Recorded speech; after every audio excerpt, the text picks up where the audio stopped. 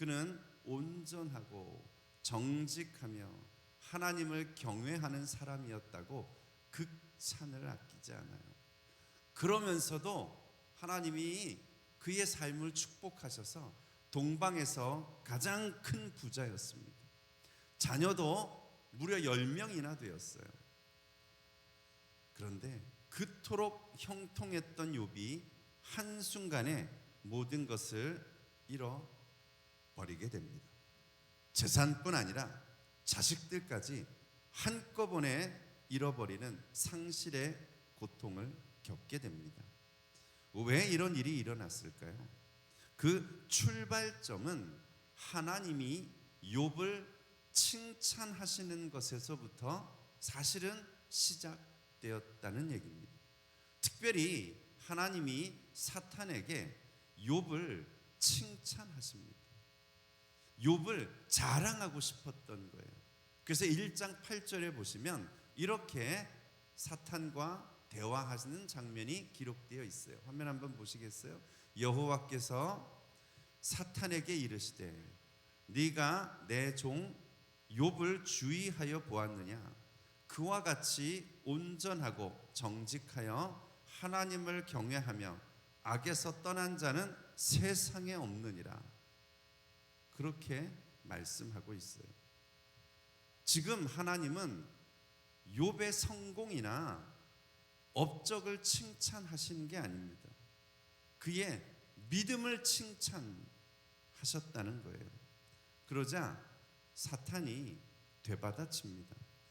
에이, 욥이 이유 없이 하나님을 경외하겠습니까? 하나님이 그에게 복을 막 주셔서 그가 부자가 되게 하셨으니까 그러는 거 아니겠습니까? 이러면서 그의 믿음을 한번 시험해 보라고 제안합니다. 그가 가진 모든 것들을 다 빼앗아 가버리면 틀림없이 하나님을 저주하고 오늘 믿음을 버릴 거라는 거예요. 지금 사탄이 무너뜨리고 싶은 것도 바로 욥의 신앙이었습니다. 여러분 주의하세요. 사탄은 지금도 하나님이 칭찬하시는 사람을 집중적으로 공격합니다. 사탄은 특별히 하나님이 인정하는 사람일수록 시험해서 넘어뜨리려고 합니다. 오늘 하나님을 예배하고 하나님을 경외하는 자를 고통 속에 몰아넣습니다. 결국 하나님은 욥의 고난을 허락하셨고, 그래서 사탄은 하루아침에 그가 가진 모든 소유와 자식들을 순식간에 초토화시켜버립니다. 그리고 그 다음 2장에 보시면 그가 가진 건강마저도 다 빼앗아 가십니다. 사람한테 일어날 수 있는 고난이라는 고난은 다 한꺼번에 그가 경험하게 된 것입니다. 과연 이런 상황에서 욥은 어떻게 반응했을까요? 만약 이런 상황이 오늘 우리에게 닥친다면 어떻게 극복할 수 있을까요? 그런 점에서 오늘 신년 특별 새벽 기도의 둘째 날 우리가 나눌 주제는 바로 믿음의 저장고를, 믿음의 저장 공간을 업그레이드하라 하는 말씀입니다. 왜 이 고화질 사진이나 동영상들을 요즘은 젊은이들이 주로 또 많이 사용하다 보니까 이 저장 공간이 점점 부족해져요. 그러다 보면 정말 중요한 순간을 담아도 그것을 보관하지를 못하는 거예요. 똑같다는 거예요. 우리 믿음도 충분한 믿음의 공간이 부족하니까 하나님이 우리에게 작은 시험만 줘도 그걸 감당해내지도 못하고, 하나님이 우리에게 복을 주시려고 해도 그것을 담아낼 만한 공간이 우리에게 없다는 거예요. 그래서 정말 우리에게 최신형 컴퓨터나 핸드폰을 갖는 것 못지않게 중요한 건 저장 공간을 같이 업그레이드 해야 한다는 말씀입니다. 하나님은 오늘 이 말씀을 오늘 주제에 맞추어서 오늘 본문을 통해 함께 그 말씀 붙잡고 간절히 기도하며 여러분이 가진 믿음의 저장 탱크가, 저장 공간이 더욱더 올 한 해 넓어지고 충만하고 풍성해지는 그런 복된 시간이 될 수 있기를 주님의 이름으로 축원합니다. 특별히 오늘 우리가 아시는 것처럼 이 욥이 당한 고난은 지금 우리가 겪고 있는 육체적인 고통이나 물질적인 고통, 각종 실패로 인한 절망과는 비교조차 할 수 없는 어마어마하게 큰 고난이었습니다. 한번 생각해 보세요. 하루아침에 이유 없이 전 재산을 다 빼앗기고 자식들 하루아침에 다 잃어버리고 자기도 악창으로 인해서 고생하고 있는데 그 아내는 위로해 주기는커녕 하나님을 저주하고 콱 죽어버리라고 하질 않나. 친구들은 또 찾아와가지고 계속 귀찮게 구는 거예요. 회개해라. 무슨 일이 있어서 그래. 네가 죄 지은 것이 있어서 그래요. 계속 정죄하고 있으니까 그 마음의 상처가 얼마나 깊었겠어요. 그럼에도 욥은 본문을 보니까 자기에게 닥친 이 끔찍한 불행과 재난 앞에서 믿음을 잃지 않기 위해서 하나님 앞에 엎드려 기도하며 정말 그야말로 몸부림칩니다. 그런데 여러분, 사실 오늘 욥이 정말 힘들었던 건 단지 고난 때문이 아니었어요. 아무리 부르짖어도 하나님이 응답하지 않으신다는 것이 그에게 있어서 더 큰 고통이었습니다. 오늘 본문 8절과 9절이 그 말씀을 하고 있잖아요. 그렇죠? 뭐라고 표현했어요? 그런데 내가 앞으로 가도 그가 안 보이는 거예요. 뒤로 가도 안 보이는 거예요. 그가 왼쪽에서 일하시는데 내가 만날 수가 없고 오른쪽으로 돌아가시나 배울 수가 없다. 그렇게 말씀하고 있습니다. 이게 우리를 얼마나 힘들게 하는지 몰라요. 아무리 하나님을 찾아도 안 보인다는 거예요. 아무리 하나님의 이름을 부르짖어도 응답이 없는 거예요. 여러분, 우리 그런 경우 있지 않아요? 정말 하나님이 필요한데, 정말 하나님의 음성을 들어야 살 것 같은데, 정말 하나님을 봐야 될 것 같은데, 그럴 때는 하나님이 안 보여요. 그럴 때 과연 우리는 어떻게 해야 하죠? 그 순간 우리가 어떻게 기도해야 할까요? 오늘 욥의 모습을 우리가 기억해야 합니다. 바로 그 순간 우리가 해야 할 가장 중요한 것은 바로 하나님이 누구신가에 대한 믿음을 먼저 회복해야 합니다. 하나님이 누구신가에 대한 믿음이 우리에게 있어야 한다는 거예요. 다시요. 우리가 하나님이 어떤 분이신지를 모르고 기도하면 믿음이 흔들릴 수밖에 없어요. 욥은 지금까지 하나님을 잘 믿고 의롭게 살아왔지만 뜻밖의 그는 하나님에 대해서 충분한 저장 공간에 하나님에 대한 데이터가 있지 않았던 거예요. 왜 하나님이 자신을 고난에 처하게 하시는지 그 의도를 이해하지 못했던 것입니다. 아무리 생각해봐도 자기가 죄 지은 것이 없는데 왜 하나님이 나를 징계하시는가, 하나님의 뜻을 깨닫지를 못했던 것입니다. 그래서 욥기서를 읽어보면 사실 욥기서의 주제는 굉장히 간단해요.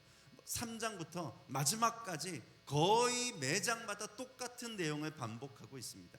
하나님, 너무 억울합니다. 왜 나에게 이런 고난을 주시는 겁니까? 그런데 문제는 하나님이 아니에요. 문제는 우리 자신에게 있는 것입니다. 우리의 믿음의 저장 공간이 하나님의 뜻과 하나님의 계획을 담아내기에는 부족했기 때문입니다. 그렇습니다, 여러분. 고통은 죄 지은 사람에게만 찾아오는 것이 아닙니다. 그것이 욥이 가진 믿음의 크기였던 거예요. 그런데 그렇지 않다는 거예요. 예수 잘 믿는 사람에게도 육체의 질병이나 경제적인 어려움이나 실패와 낙심이 찾아옵니다. 하나님이 허락하시는 시험이 있을 수 있습니다. 정말이요. 인생에서 일어나는 모든 사건을 다 이해하려고 애쓰지 마십시오. 다만 끝까지 하나님을 신뢰하려고 애쓰시기 바랍니다.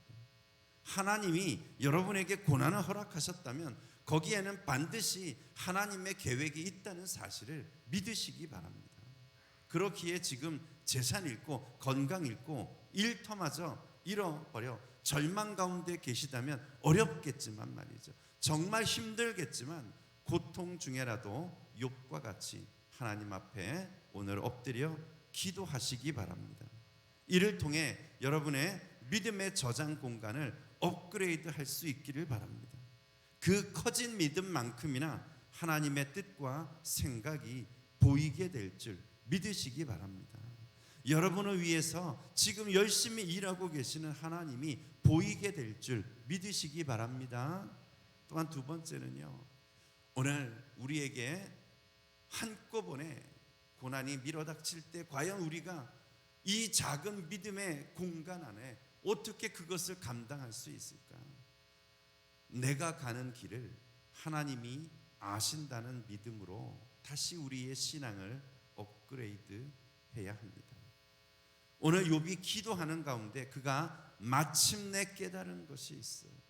비록 하나님이 지금 우리 눈에는 보이지 않고 지금 당장 내 기도에 응답하지 않으신다 할지라도 여전히 하나님은 우리가 가는 길을 알고 계신다는 사실입니다.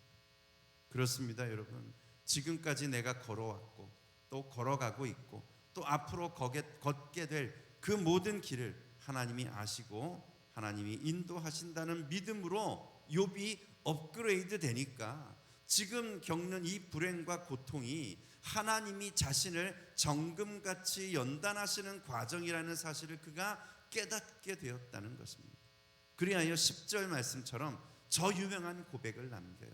우리 같이 한번 읽어볼까요? 함께 읽습니다. 그러나 내가 가는 길을 그가 아시나니 그가 나를 단련하신 후에는 내가 순금같이 되어 나오리라.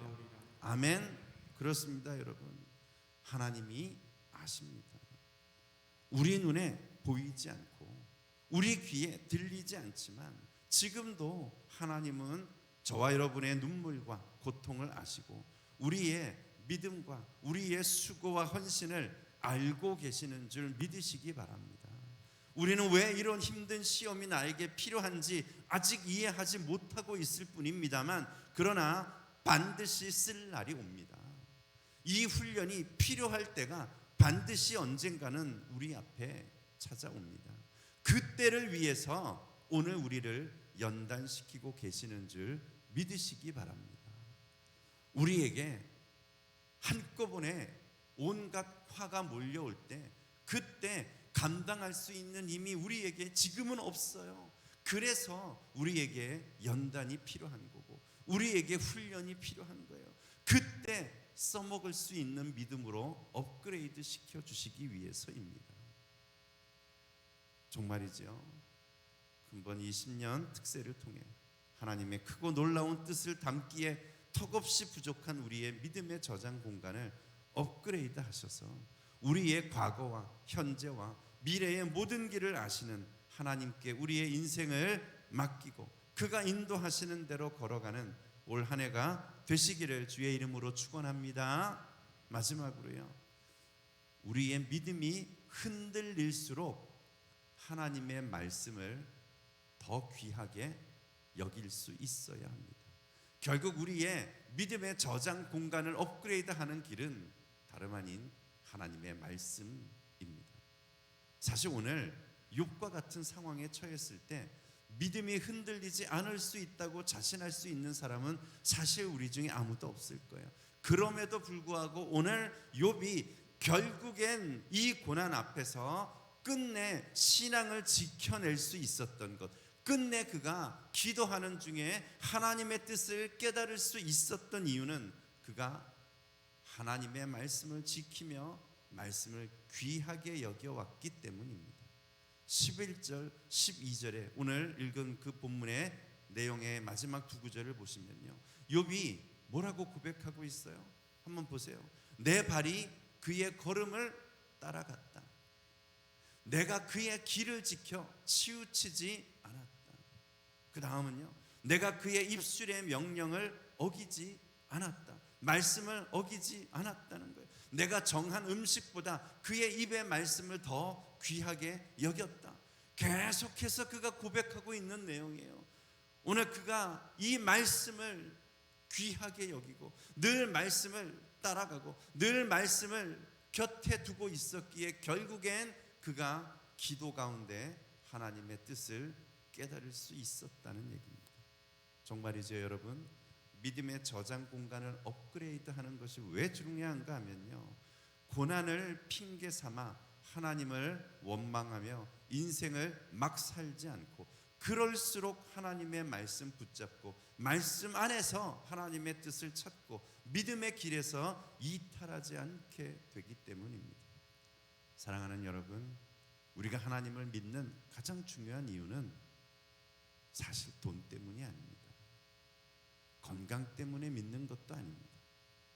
하나님의 존재 자체를 믿는 거예요. 여러분은 어떻습니까?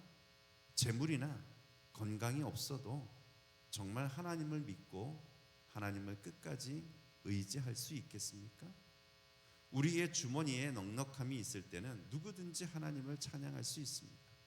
그러나 내 지갑이 텅 비고 내가 하는 것마다 실패할 때에도 주신 분도 하나님이시고 다시 거두시는 분도 하나님이시라고 찬양할 수 있겠습니까?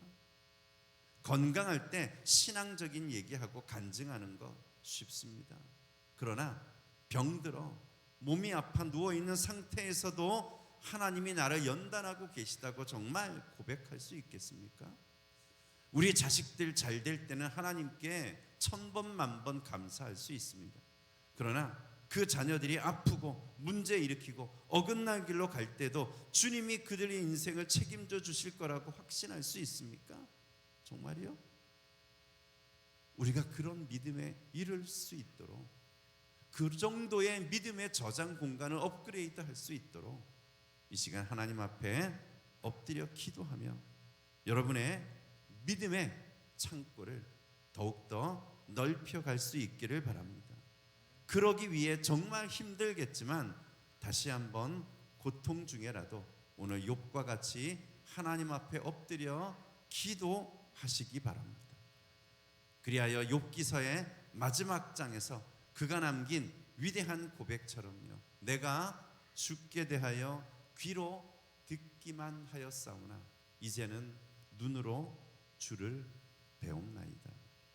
이런 은혜를 오늘 체험할 뿐 아니라 이전보다 갑절로 욥의 그 복이 다시 회복되었던 것처럼 오늘 여러분 올 한 해 다시금 갑절의 축복이 여러분의 인생 가운데 넘쳐날 수 있기를 주님의 이름으로 간절히 축원합니다. 이제 함께 우리 둘째 날 기도 제목을 남고 함께 기도하는 시간 갖겠습니다.